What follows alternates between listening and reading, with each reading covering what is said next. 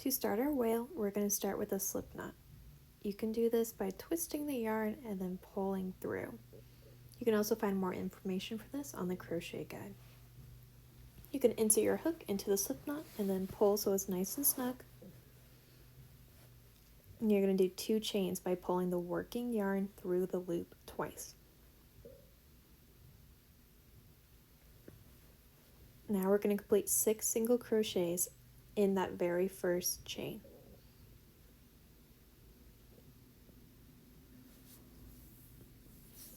Adding 6 single crochets in the same hole will start to make it turn, and we'll have a very small circle by the end.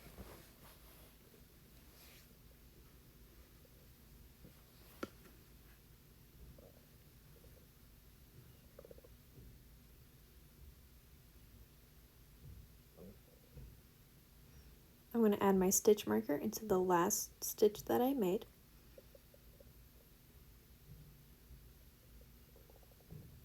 And now I'm going to do 6 increases all the way around.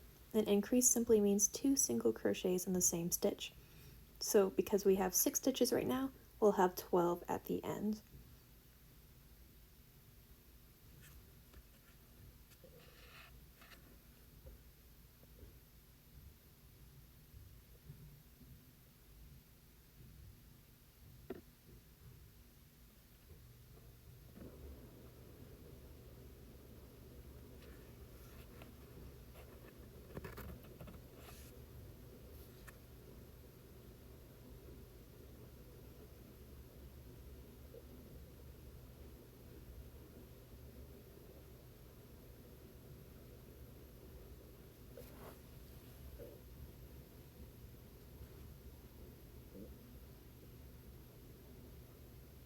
For the next row, we're going to do 1 increase, 1 single crochet.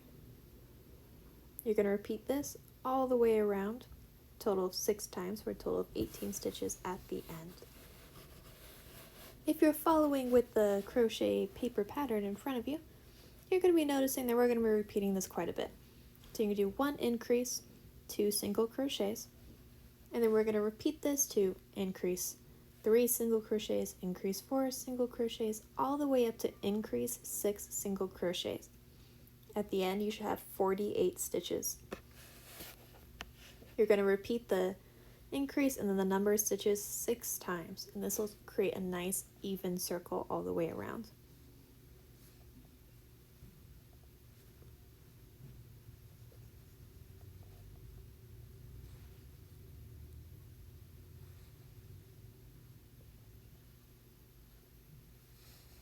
At the end, you should have this nice flat circle. Now, instead of increasing, because this is as wide as we want it, we're going to do 1 single crochet in each of the stitches. So each round, you'll still have a total of 48 stitches, but you're going to do 7 rows of this, and this will start to add height to it, and you're going to start seeing the top of the whale form.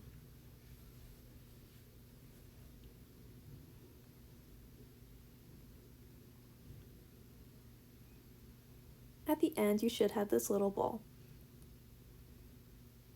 We're going to cut a nice long tail so that we can use it for sewing.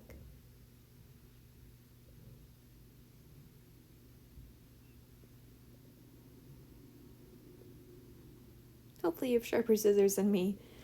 But then you're going to take your hook and you're going to pull it all the way through so there's no more loop. Now it can't come undone. I like to tighten mine a little bit more. We're going to add the eyes and the blush here. We're going to start with the black pieces of the eye. I added my working tail in the back. We're going to take our black pieces and we're going to insert them where we want them. We're not adding the washers on yet because I like to add the blush first so that we can ensure it's exactly where we want it and that all the eyes are even. Here I'm like, oh, let's do 1 row higher.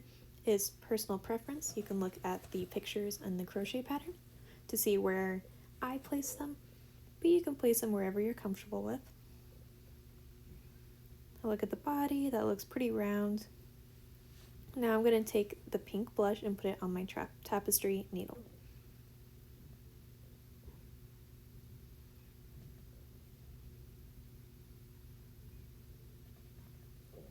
Starting from the back, I'm going to make 2 lines underneath each eye. When you do your first one, make sure you have a bit of tail in the back so that it doesn't slide out on you.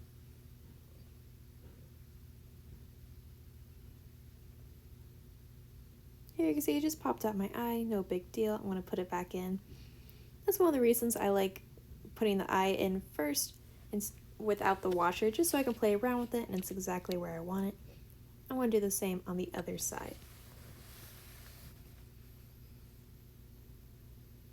And mine's connected. I'm just making sure to go loose so I don't pull the first piece of blush too much. I like the way that looks. It's a little uneven, but it's a little difficult on camera. You can place it wherever you would like. I'm going to take the gray tan plastic washers and I'm going to place it on the back of the eye. This one picked a little bit of yarn, pick that off, put the piece on, and then I'm going to push it between my fingers until I hear a clicking noise and it's nice and tight. Here I'm rearranging the blush a little bit, but you're going to do the same on the other eyeball.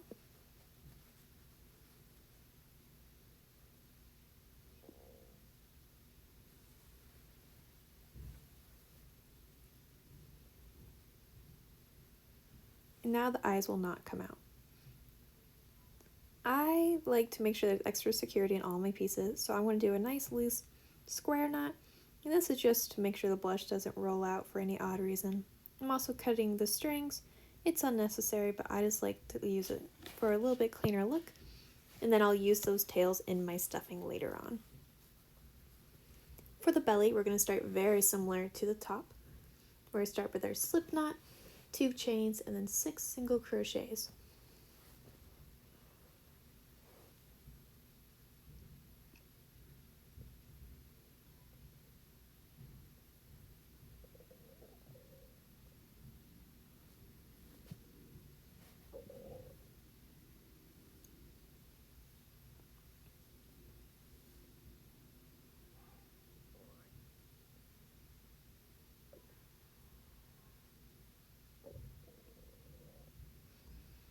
I'm going to add my stitch marker, and then I'm going to complete 6 increases all the way around so that we have a total of 12 stitches. Because we want the bottom to be the same width as the top, you're going to complete this all the way up to increase 6 single crochets, just like you did for the top.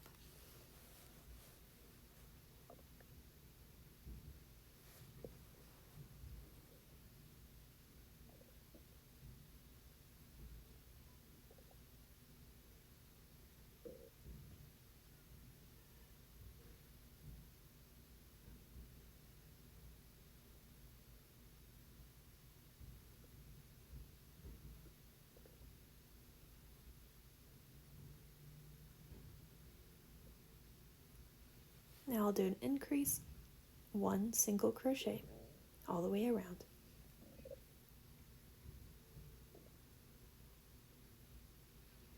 And then you can go ahead and pause here and go all the way up to increase 6 single crochet. And then you have your nice flat circle once again. For the single crochet rows, we're only going to do this for 3 rows, where you're going to put 1 single crochet into each of the stitches around.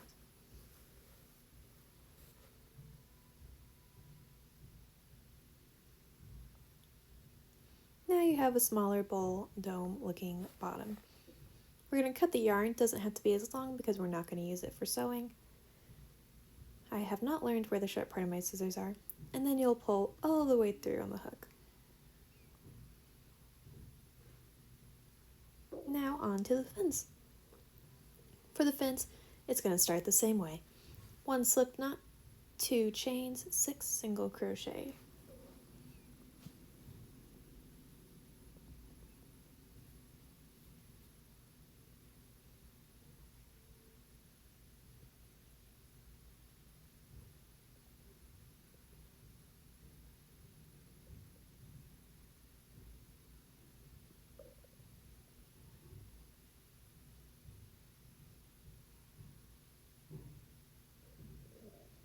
Now we're going to complete 6 increases all the way around for a total of 12 stitches.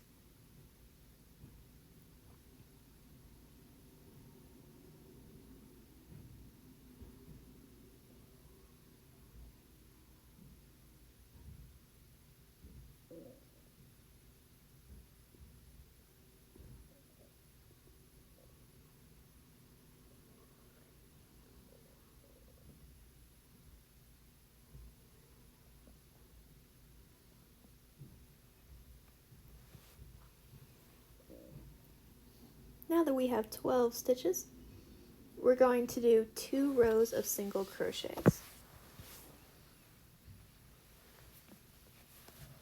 If it's a little easier for you, you can trim that middle string if you find that it's getting in your way. I trim them at the end because I think it's easier to sew on without that middle string sticking out, but you can do it at any point you would like.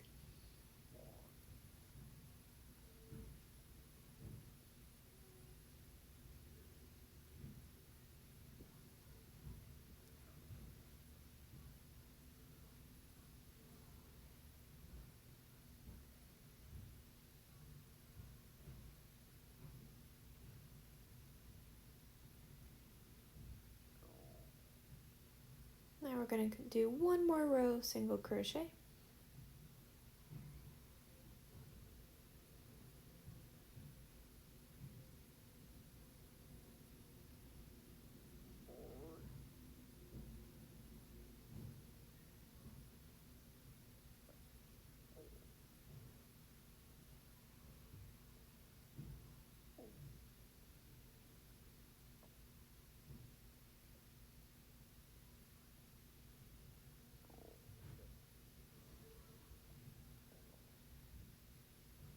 Now we're going to cut a nice long tail because we'll use this for sewing, and then pull all the way through. Here's 1 fin, and you just need to make 3 more. Here I'm cutting the middle string out like I mentioned earlier. 1 fin, 3 to go. For assembly, we're going to take our big blue base and put our tapestry needle on it, and then we're going to put the white next to it, and we're going to go through both stitches up and down, in and out, 3/4 of the way through. When you do this, make sure every couple stitches you pull a little tighter so that it's nice and tight. There are about 100 different ways to sew pieces on and sew bodies together. This is the method that I prefer to use. You can use whatever you'd like as long as the pieces stay close together.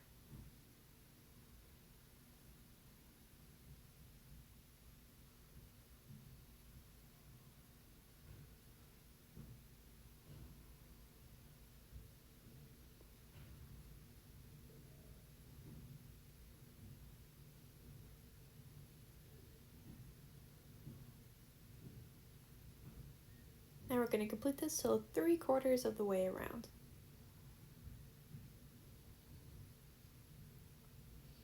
Now that we're 3/4 of the way around, we're going to add our stuffing. I like to tuck in all my little extra strings as well, and if you have any extra tails, you can throw them in here now. For the stuffing, the trick is to pull it into small clumps and place them in one at a time. This creates a nice fuller look. There is extra stuffing, so don't feel obligated to use it all, but if you want a firmer look, you can use it all, or a little looser and softer, you can add less. It's totally up to you.